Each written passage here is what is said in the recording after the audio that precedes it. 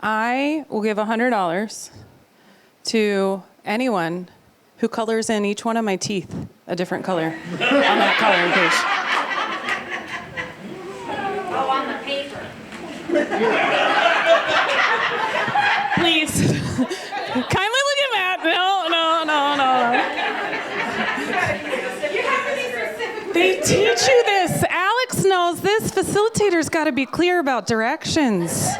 I've already failed you all. Hi. This is the coolest thing I've ever been to. And I have been to another play conference. There's more than one, and this is the coolest one.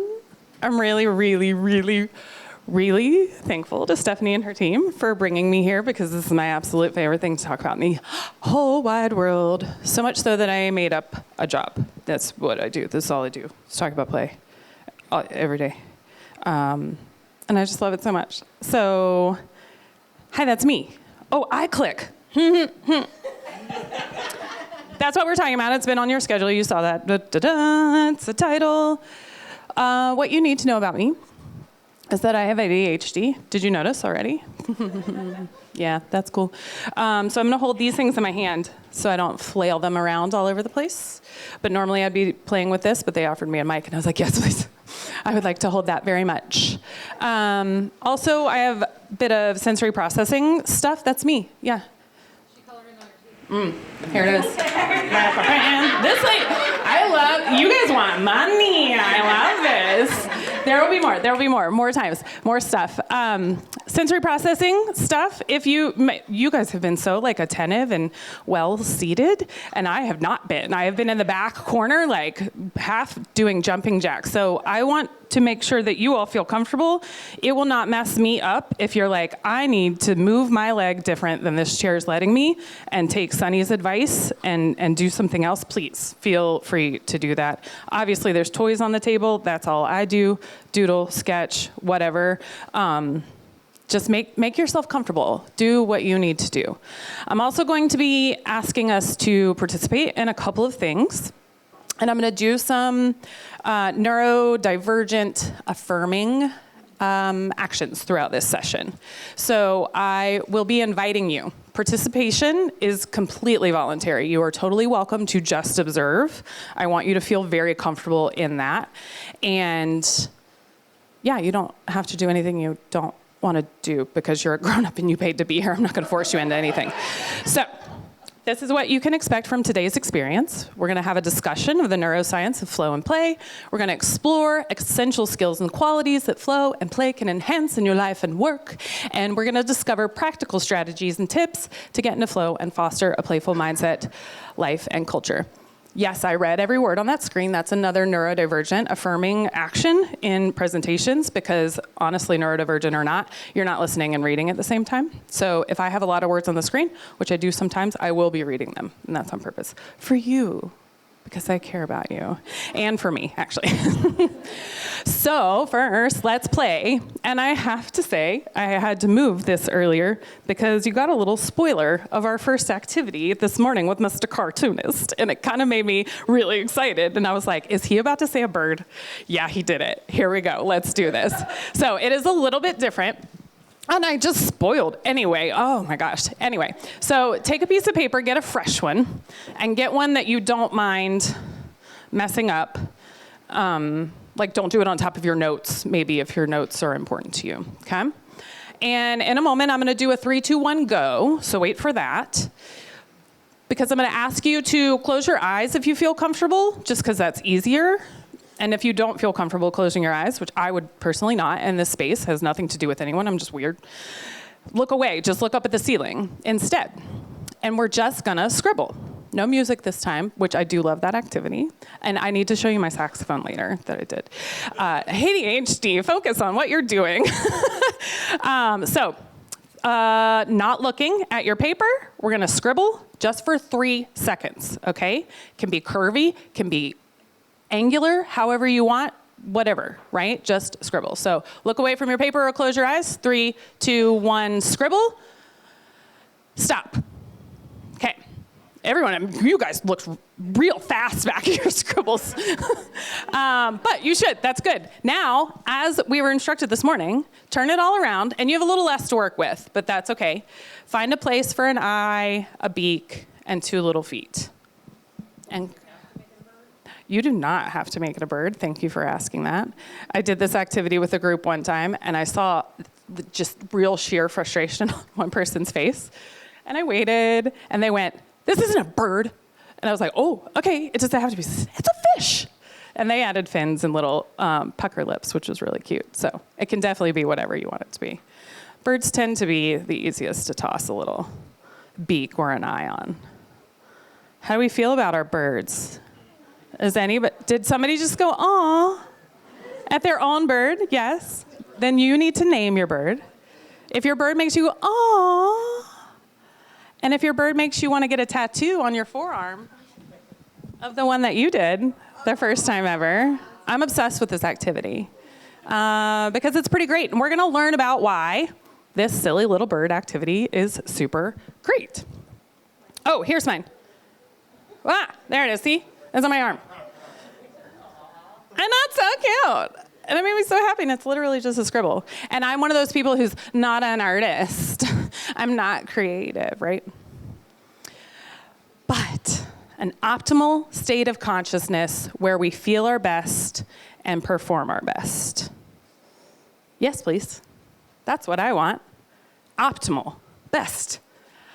Best of the best possible, optimal state of consciousness, our whole being. We feel our best and perform our best. I'm in. This definition is from Stephen Kotler. He's a journalist turned researcher. He started out by studying, somebody's going to the X Games, Rachel, right? It's going to the X Games next week.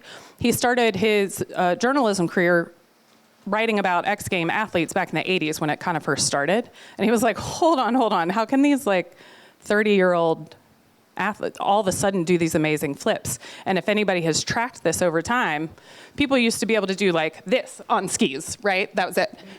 And now they can do 10 400s. I don't know.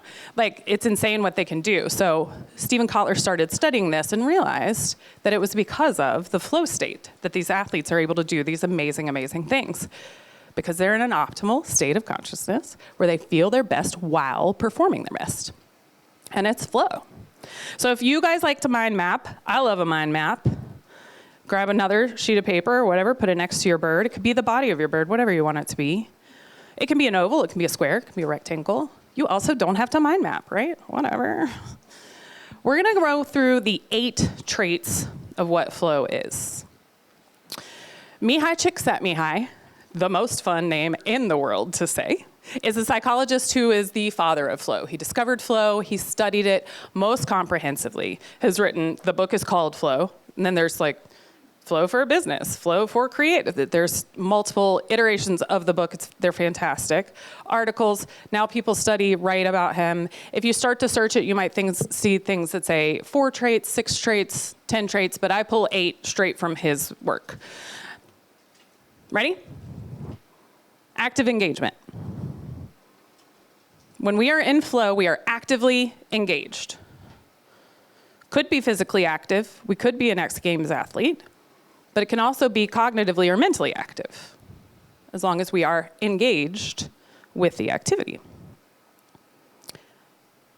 It has to be skill balanced. Whatever it is that we're doing in the flow, we're not too good at it, but we're pretty good at it. But it's definitely not too easy. It can't be too easy. It's just the right amount of challenge. If anybody is familiar with the zone of proximal development, Vygotsky, that's where we are, usually, in flow. It is intrinsically rewarding. I really love being at a conference where I have heard these scientific facts stated already in the day. So Alex talked about, I think it was Alex, ADHD. Somebody earlier said that when we're in this flow, spoiler, flow is play, but when we're in flow, it actually means something to us, connected to who we are at our core. So intrinsic versus extrinsic is not just internal versus external. Someone told you to do it, you want to do it. It means something, like to you at your being. So it's intrinsically rewarding. We experience a lack of self-consciousness when we are in flow. We're not worried about who else might be doing it a different way, or what someone else might think of how we're doing it, or how we're doing. No self-consciousness. Some of those are related to the fact that we have clear goals when we're in flow for whatever is happening. We have clear goals. We know what the outcome is that's tied to the skill balance, right? We know what we're doing. We know how to do it. And we feel in control during this situation. We have a feeling of ultimate control over the activity. And then the coolest part is that we experience a distortion of the sense of time. So this is that a lot of people call it in the zone, right? Heads down work, game face is on. We're working. We look up, have a sip of coffee. That's ice cold. It's been 2 hours. I had no idea. There's a neurochemical reason for that. And it's the coolest thing I've ever learned. And we'll do it. You'll learn it too in just a minute. And overall, our actions and awareness are completely merged in this state. What we're doing and what we're thinking about, it is the ultimate mindfulness. We are so present. It's just this.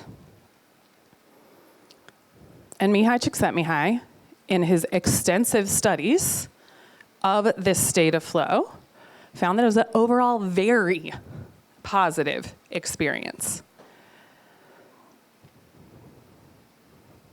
His definition's a lot longer, and sometimes I can remember it, and today is not that day because it's 3:45. That's why I have Stephen Kotler's first. Optimal state of consciousness, where we feel our best and perform our best. Mihai mentions that it's also something where we will continue to do the activity at potentially a great cost, solely for the sake of doing it. His quote's real great. If anybody wants to, I'll find it later and read it. It sounds very, very scientific and official. I like it. And good old Csikszentmihalyi found a lot of benefits. Flow is fantastic, and it moves even past. It goes deeper than just us feeling good and doing good and kicking ass. Work-related. Oh, I'm looking at the wrong screen. I get it now. Ha ha ha. Work-related benefits. When we're in flow, we can be 5 times as productive. Y'all are writing so hard and so fast. I will send these to anyone. I promise. I'm so impressed. Good little students. Yeah. I totally will. Absolutely. Yes. So work-related benefits, 5 times more productive. That's cool. That's kind of a lot, right? We can learn 230% faster from novice to skill mastery. 230%. Wow. No.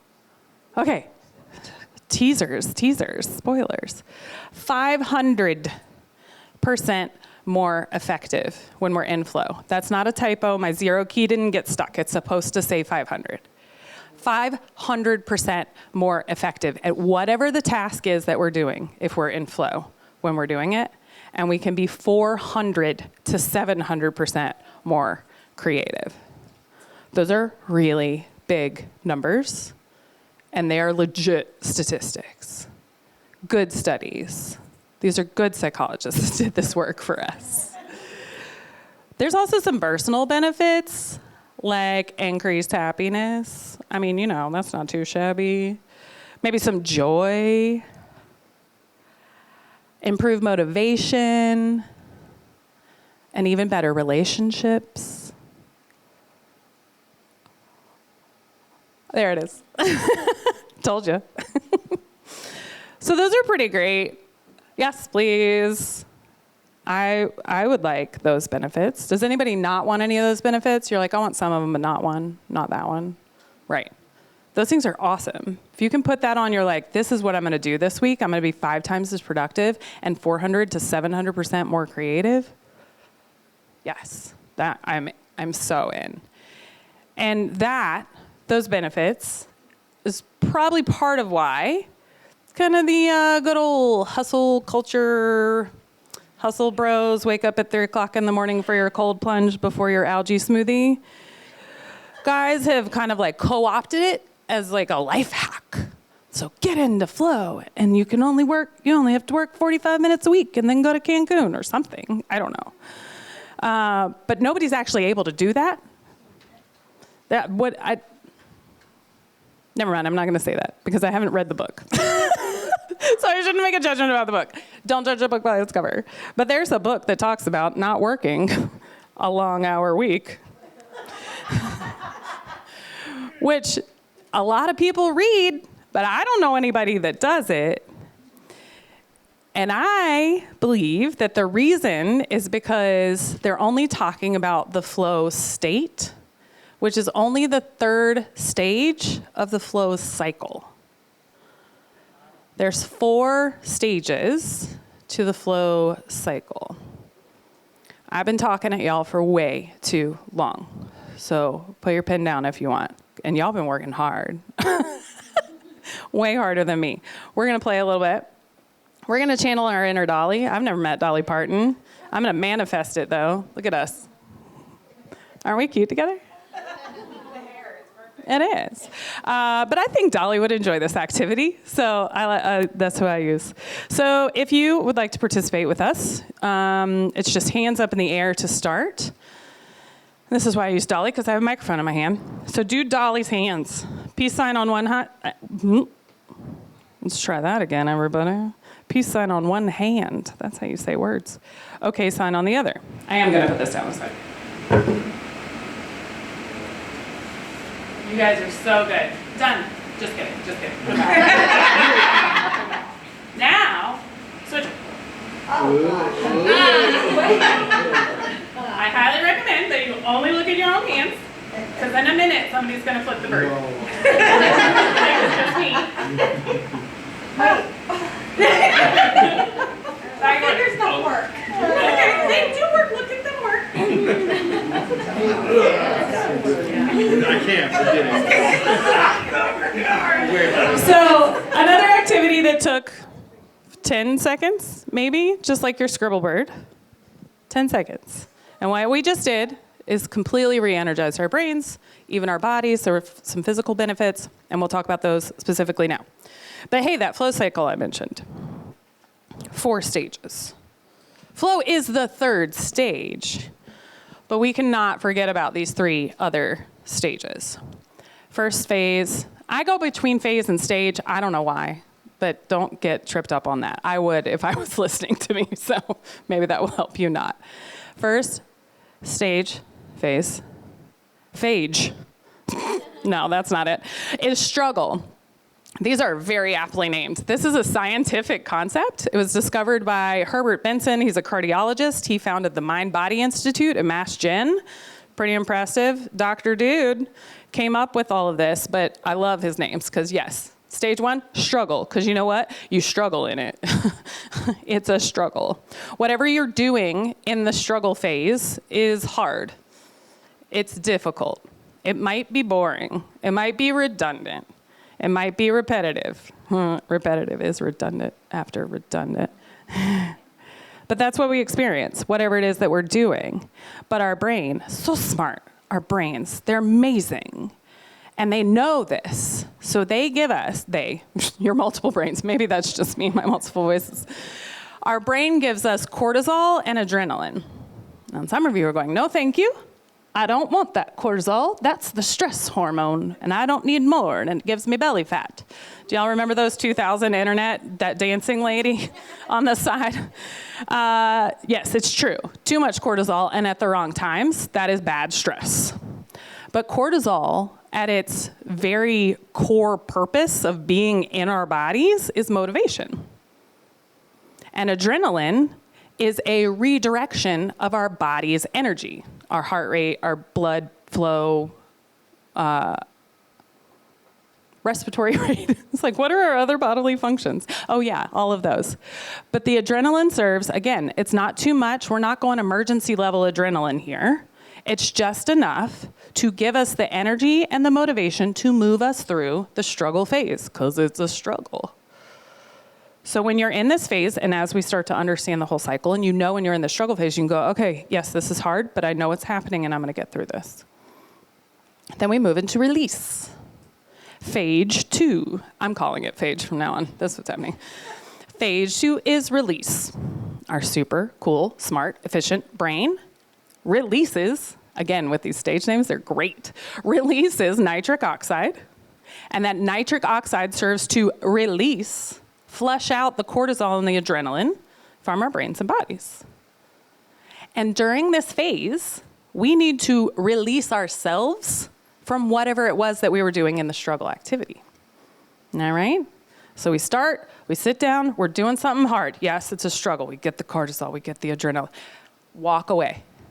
Release yourself from what's happening, and your brain, nitric oxide, cortisol, adrenaline gone.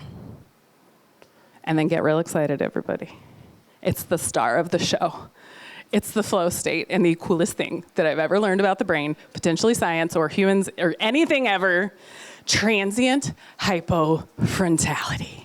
First of all, you just sound real fancy when you say it. Do you want to say it together? Transient hypofrontality. So transient meaning temporary, hypo meaning lower, frontality referring to our prefrontal cortex. You guys are all smart. Most of you know what our prefrontal cortex does. But as a little refresher, it's like the CEO of ourselves. It is the part of our brain that makes us an adult. Like when you wake up and I don't feel like adulting today, your prefrontal cortex is like, too bad. You have to get out of bed and go to work and brush your teeth and don't walk out into traffic. That's what our prefrontal cortex does. It's following rules. It's rigid. Some of our inner critic self-talk comes from it, paired with the amygdala. It's like bestie. Oh no, ADHD, alert. Alex, I think you'll like this one. Now I'm making that. So the prefrontal cortex is the CEO, and the amygdala is like a bad HR manager, and they're like best friends. And they're walking around, they're like, what are you doing? Why are you doing it that way? That's not how you're supposed to do it. That's what's happening, okay? The prefrontal cortex, that CEO, is also the one walking around.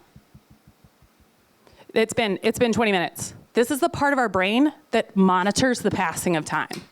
It's the part of our brain that says, this is 5 minutes. This is what 5 minutes should feel like. Just experience.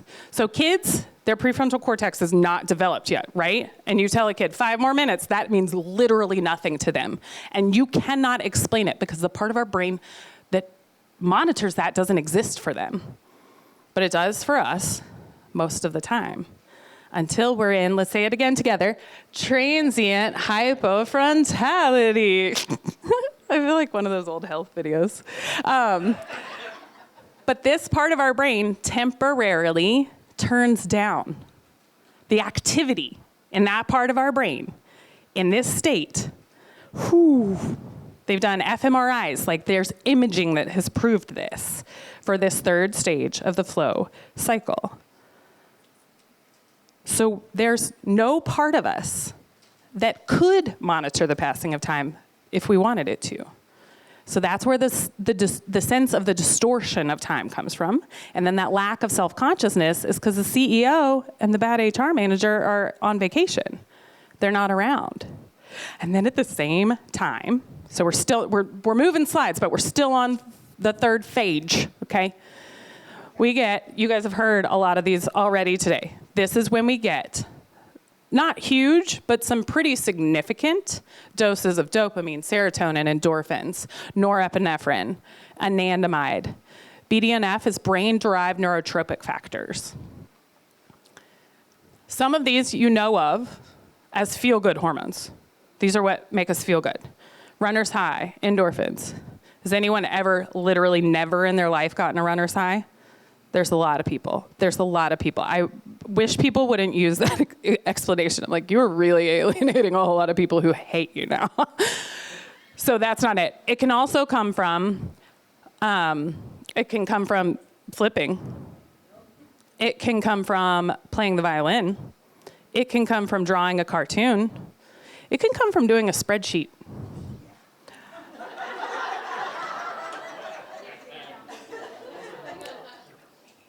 You and me. It really can. Endorphins, it's what makes us feel good.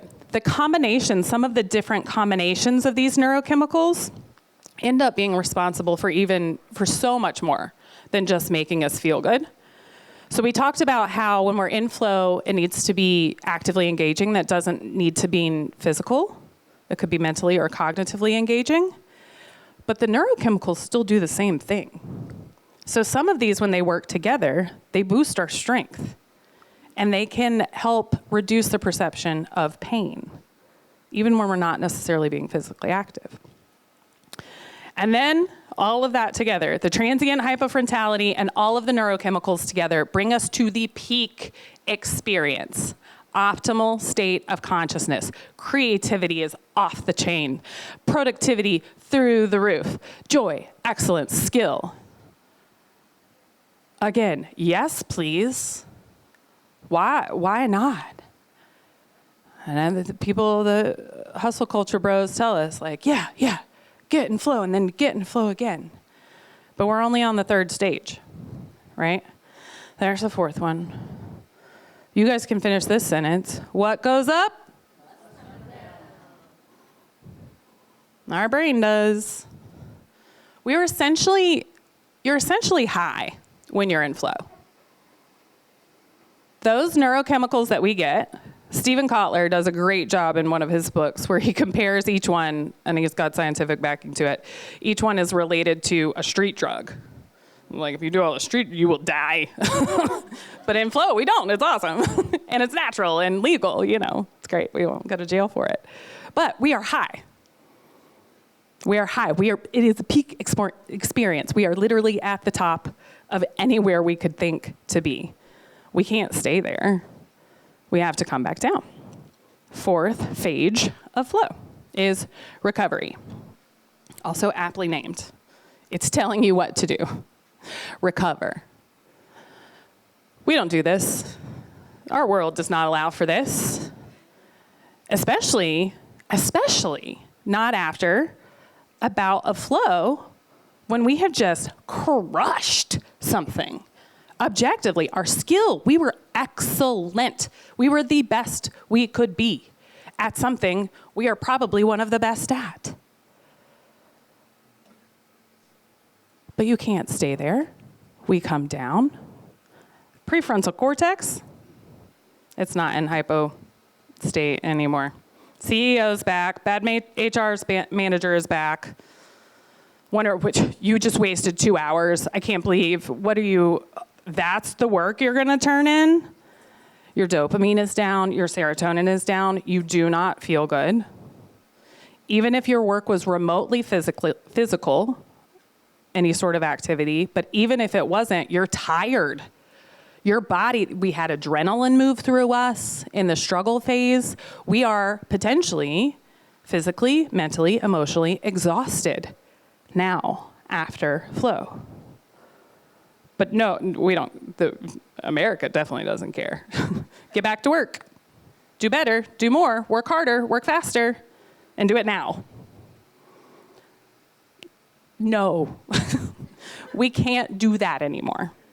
Because then we end up feeling like this, and we stay there. And we try to jump back up there, but we've not replenished ourselves at all. And then we're burnt out. And it's no shock, because we're not letting ourselves rest, and we're not letting ourselves play. Bam. So in a few moments, we're going to talk about exactly how to put play. And I'm making up all kinds of words today. Exactly how to put play into each stage of the flow cycle. But first we have to talk about what play is.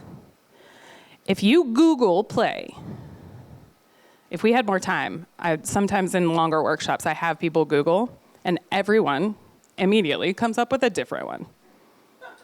Even from Google, because your algorithm's a little bit different what you've searched in the past, whatever. Even our university professors, psychologists, the scientists who are studying this on a real big time level, IRB, funding, all of that kind of stuff, they can't agree on one definition of play. So I made one up. Like I've made up 2 words in this session, and I made up a job. It's the thing that I do. But I did pull this from research. So what I've done is taken Gokhan Gunas, Peter Gray, Stuart Brown, Lenore Skenazy, I'm forgetting a lot of people. Renee Proyer, I'll talk more about him in just a minute.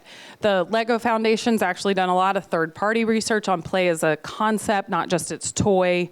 All of that research that's out there about play for adults, these are the overlapping traits. Personal, joyful, beneficial, optional, seemingly purposeless, actively engaging, intrinsically motivating, iterative, maybe socially interactive, if you want it to be. Lots of really good solitary play. Do any of these look familiar? There's some overlap with flow here, right? I already gave you the spoiler earlier. Flow is play. Wah, wah. I'm just kidding. But some of these are the same. So play is personal. Play is different for everyone. Some of you raised your hand. Absolutely not. I do not get runner's high. Now, anyone, do you get runner's high? Oh, we got a fat Rachel. Threw her hand up in the air. Yeah. It doesn't mean that one of you are wrong. It's just personal. It's different for everyone. Play brings us joy. That's related to the neurochemistry, which we'll talk about in just a moment. It's beneficial. We will go through a list of benefits in a moment. Play needs to be optional. Forced fun is never fun. That might be my next tattoo. Say that one with me, friends. Forced fun is never fun. Because it's not. Because what's fun for you might not be fun for someone else. And maybe it is fun for me, but I'm just not in the mood today. My dog threw up at 2 a.m. last night and I didn't sleep very well, and I don't want to. And that's okay. So the play needs to be optional. Now, when I do work with corporate teams, I am talking to them about making their work more playful, and work's not really optional. So we have to think about how we can make it optional. Maybe where we do it, when we do it, how we do it, who we do it with. The one we have the most control over is why we do it. Connecting meaning to our work is a big piece of that. Play is seemingly purposeless. There's a lot of really cool outcomes for play. You can literally win millions of dollars, Super Bowl ads, right? This game, those people make so much money, they're playing a game, right? But for it to be play for what we're talking about, that can't be why you're doing it. You have to be playing for the sake of the play itself, and it has to be intrinsically motivating, meaning something to who you are at your core. As grown, working adults, sometimes it's really hard. Who am I? I don't know. What's fun? I don't know. I've got work to do, right? This gets difficult. It can. Play needs to be actively engaging. Just physical activity? No. Cognitive activity, mental activity. And it needs to be iterative. That's like the one rule. You have to be able to change it up in some aspect each time. And again, socially interactive, yes, sure. You might throw some oxytocin in there, but it's not required. Lots of solo play is absolutely beneficial. So what will you fill in your blank? What goes in that blank for you that is the play, that meets these characteristics? So that's my challenge to you. You don't have to do it right now, but eventually find one thing, 3 things, 12 things that you can do. Does anyone have one? They're like, I already know one. I know what it is. I have 2. Yeah. Nope, go. Yeah, you. Well, the violin, so I've told a few people about this, but I have 2 violins, one that is just for personal play, and then one that I use on stage so that it shifts my headspace, so that I'm working in a different place, so that the violin continues to be play. And then I also have the fantasy world that I write in, and that is way too much fun. So personal, because I won't make people raise their hands and insult Stephanie to her face, but Not everyone loves fantasy books. That's just true. Like, I do. But not everybody does, so that's personal. It brings you joy? Yeah. It's beneficial. You know it is. At least it like feels good. And we'll talk about more of the benefits in a minute. It's optional. You don't have to. Nobody's making you write that book. Nope. Seemingly purposeless. Did you write it because you wanted to win like a literary award? Make sure it's on. No, I didn't. Yeah. I did not write it for any. I just want other people to have fun in that world with me and go play. So that was really the whole goal. I love it. And if no one was ever going to read it, you think you'd still read it? I did that for a long time. Yeah. Actively engaging. Obviously, you're probably pretty present when you're putting together a story with fantasy worlds in it. Mm-hmm. Intrinsically motivating. Mm-hmm. It means something to you, and you could change it. Yeah. You could write a different kind of book. You could change one character tomorrow if you wanted to, right? And if you wanted to bring other people, editing process, whatever, but you could also do it on your own. Yeah. Boom, Stephanie has play. That's pretty cool. Mine is skiing. I am here from Colorado. But it's already the middle of January, and I haven't been skiing yet because I'm busy, right? I have a job. I have a kid. I have a husband. I have a life. So, I am way ahead of myself. Wow, guys. Just kidding. All right. So when Stephanie found that play, these are the neurochemicals that we get. So whatever goes in your little space, and when you do that, you get these neurochemicals. We've seen this list before. They're the same neurochemicals we get in flow. Not in the same amounts.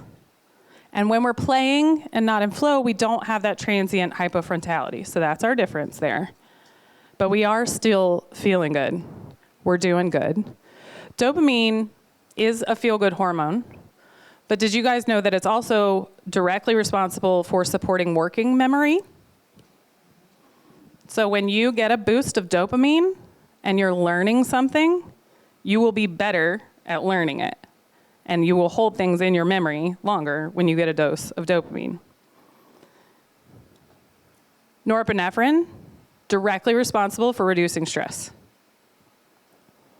Endorphins make us feel good. All of that, these benefits are all from those neurochemicals that we get.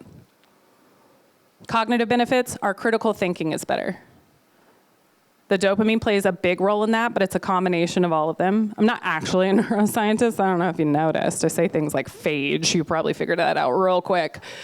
So I don't know exactly which one does what, but the combinations of them bring in better problem solving. So we start to do nonlinear thinking when we're having these neurochemicals whooshing around. Neuroscientists don't say whooshing either. But we see things that are like on paper unrelated, and we go, ooh, I can connect them this way.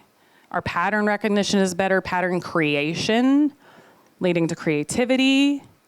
This can improve collaboration. Our physical benefits, if it's a physical form of activity, Sunny shared these benefits with us already. But again, by nature of some of those neurochemicals, even when we're not fully physically active, we're getting a little boost of this. Not enough. Do not take that as advice to not be physically active. It just supports it throughout the rest of your day. We still need to move. And then we have mental benefits: reduce stress, joy, openness, and resilience. We start to get openness and resilience when we play, because when we're playing, it's seemingly purposeless, right? So it doesn't matter what the outcome is. This is why everyone hates Monopoly. Because there's a lot of outcomes in Monopoly, right? It's real hard not to be tied to the outcome of how many houses I have, and you just made me pay you boardwalk rent, and now I'm broke, right? But when we find things that we don't mind failing at, we're like, oh, that's no big deal. And that boosts over time. It's like a practice. That boosts our resilience over time.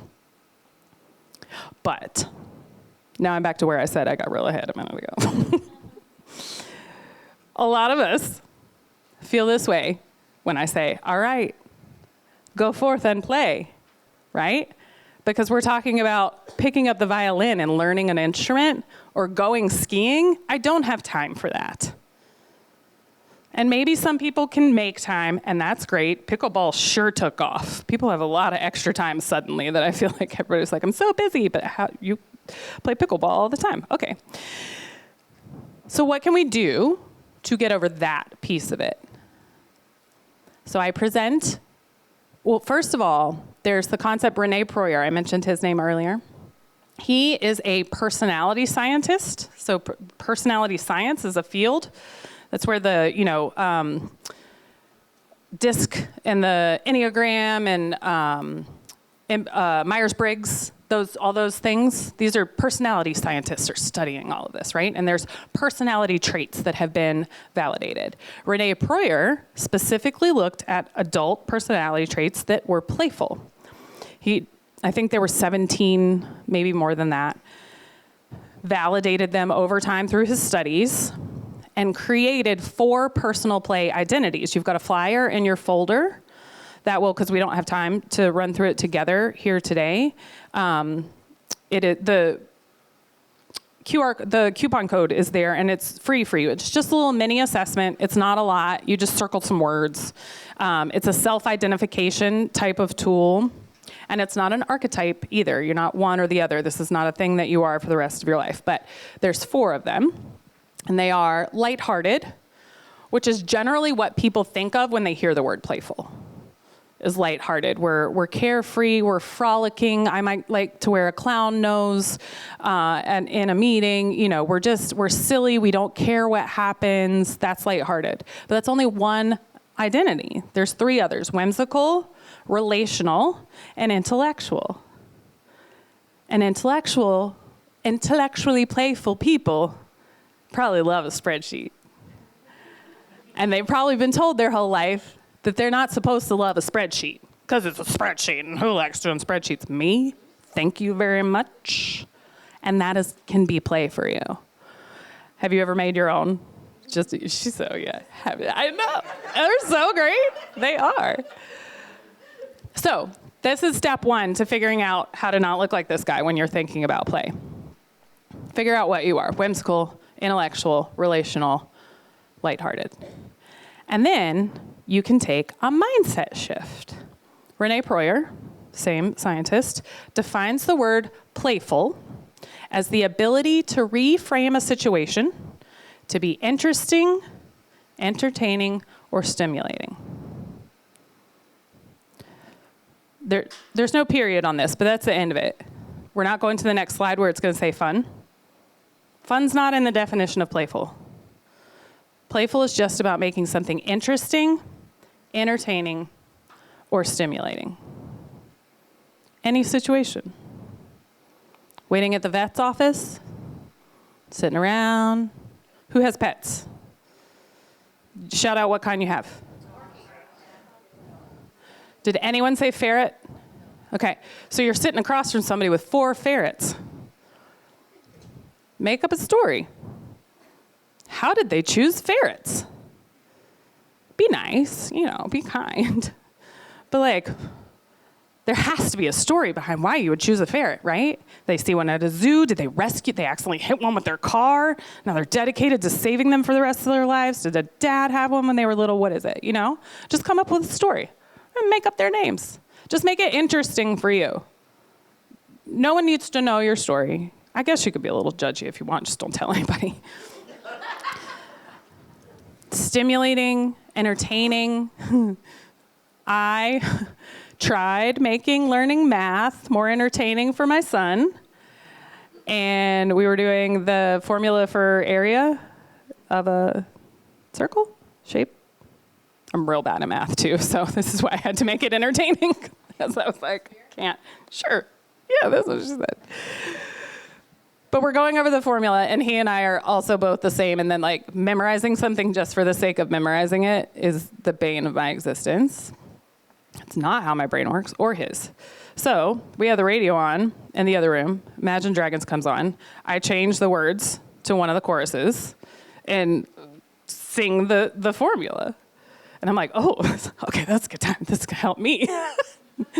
I do this with like 3 or 4 songs, and I realize he's like grumbling.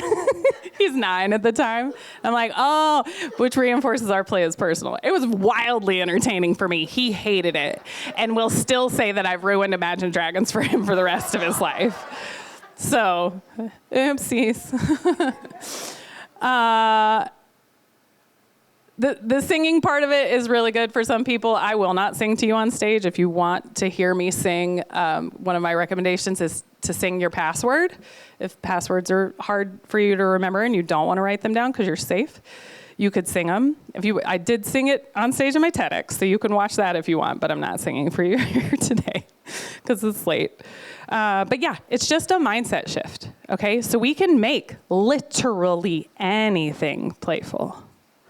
My disclaimer here is that there are some hard things in life. You don't have to make grief playful if you don't want to. You don't have to make every day playful, just when you feel up for it. But there are parts of life where the world is literally on fire. There are parts of life that are hard and difficult and not exciting, entertaining, stimulating, or interesting, and that's okay. But when you're in a situation where you can, it can be this simple. So we move through this. Ooh, I'm almost out of time. I ain't done nothing. Oh my gosh. I told Stephanie I wasn't gonna go over. But when we add this playfulness to our life, when we take that reframe, when we find something full on that we can do, we're gonna add aerial silks to our schedule. Yes, do that. This is what we get to move through. We used to feel like this, we're gonna feel like this, right? But I promised you to put play into flow. So each of these, the struggle is not play. Oh, I forgot. I updated my slide. This one didn't. You can try to make struggle playful, but don't try too hard because it's probably not going to work, right? It's just a struggle. But know that you have the cortisol and adrenaline to get you through, okay? Just know that it's there. Release. Actively get up and play. Do something else. If you have the time to go for a walk, do it. That's fine. Who's had the experience of, I had the best idea on my walk or in the shower? Waterproof Post-it notes exist. This is because you were in the release phase and it just started to flow. So add whatever play that you want it to be. It can be a crossword puzzle. It can be a 3-minute dance. I have a card deck that's like a toolkit sort of ideas of things that you can do that take 30 seconds to 3 minutes in the moment. And you could just like turn around from your desk. You don't even have to leave the room, but do something else. Low stakes play. That should be your release phase. Flow, don't worry about it. Flow is play. When we're flowing, we're playing. Because it's the exact same neurochemicals. It's happening. You don't have to worry about that one. But in recovery, this is where you have to be intentional. Start to get an idea of when you get into flow. Schedule the rest.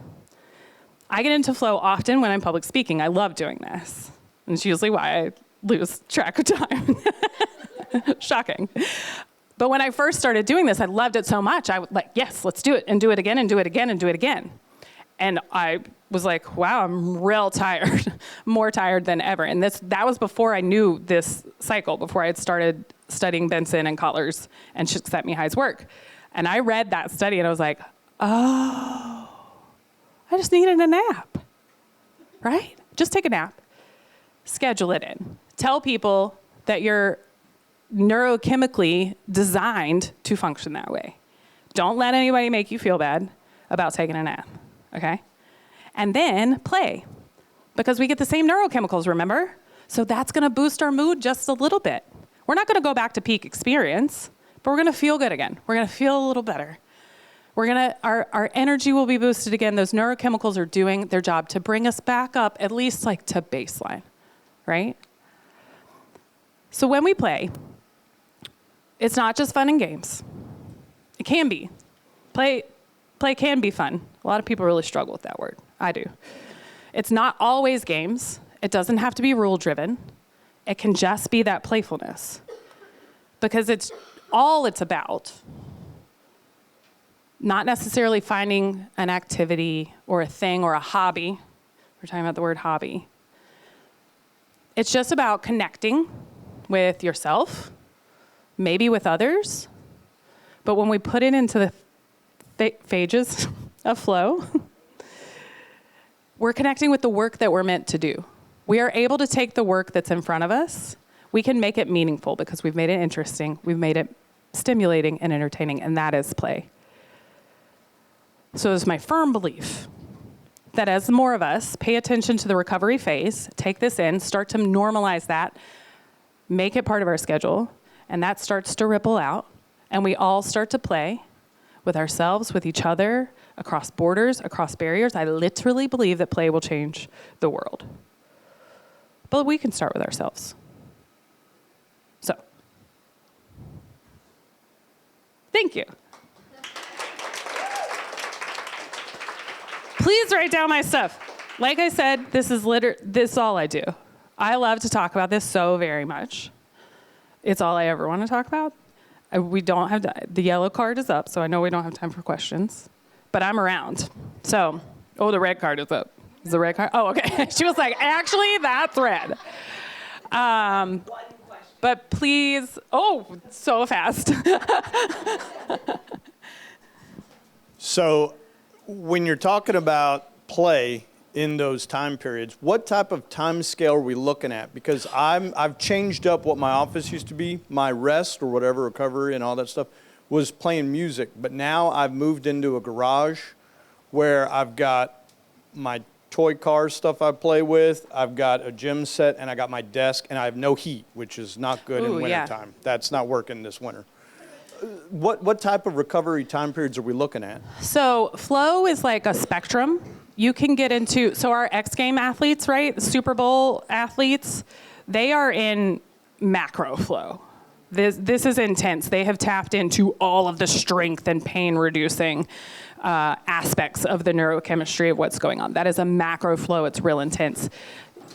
There's some of the research that ties this into near-death experiences and very spiritual, very deep spiritual processes. So there's like that level of flow, but then there's also microflow, right? So you might be, it's a half an hour or something that you did. And so the cycle itself is relative to that, right? So how deep was your flow depends on what you were doing and how you were doing that day and everything.